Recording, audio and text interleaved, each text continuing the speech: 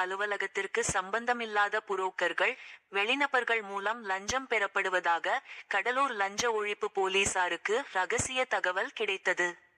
இதன் பேரில் லஞ்ச ஒழிப்பு போலீஸ் டி.எஸ்.பி. சாந்தி தலைமையில் இன்ஸ்பெக்டர்கள் சுந்தர்ராஜன், அன்பழகன் குழுவினர்கள், மாவட்ட ஆய்வுக்குழு அலுவலக ஆய்வாளர் சுஜாதா ஆகியோர் கொண்ட குழுவினர் நேற்று மாலை அதிகாலை 4 மணியளவில் பண்ருட்டி வட்டார போக்குவரத்து ஆய்வாளர் அலுவலகத்தில் திடீர் சோதனை நடத்தினர். சோதனையில் கணக்கில் வராத 1,88,100 ரூபாய் போலீசார் கைப்பற்றினர். இதுகுறித்து டிரைவிங் ஸ்கூல் நடத்துபவர்கள், அலுவலக சம்பந்தமில்லாத புரோக்கர்கள், அலுவலக ஊழியர்களிடம் கைப்பற்றப்பட்ட பணம் குறித்து விசாரணை நடத்தி வருகின்றனர். யூனியன் அலுவலகத்தில் திடீர் ரெய்டு.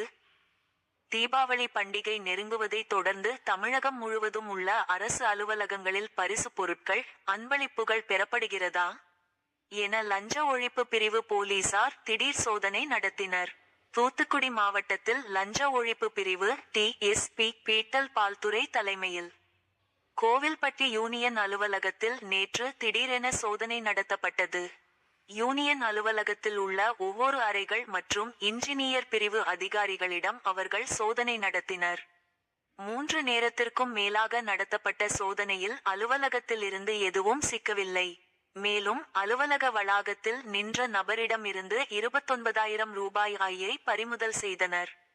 இதனால் லஞ்ச ஒழிப்பு துறை போலீசார் ஏமாற்றமடைந்தனர். கணக்கில் வராத ரூபாய் 55,000 சிக்கியது.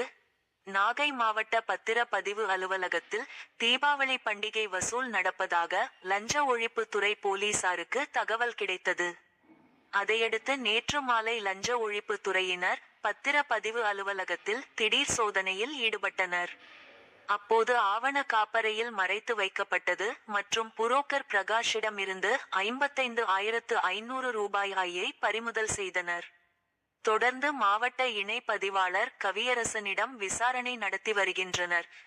சார்பதிவாளர் அலுவலகத்தில் ரூபாய் 71,000 பறிமுதல். தென்காசி மாவட்டம் பாவூர்சத்திரம் சார்பதிவாளர் அலுவலகத்தில் லஞ்ச ஒழிப்பு போலீசார் சோதனை நடத்தினர். தென்காசி மாவட்ட லஞ்ச ஒழிப்பு போலீஸ் டி.எஸ்.பி. பால்சுதர் தலைமையில் நடந்த சோதனையில் சார்பதிவாளர் ஷர்மிளா அலுவலகத்தில் இருந்து ரூபாய் 71,000 கண்டெடுக்கப்பட்டது.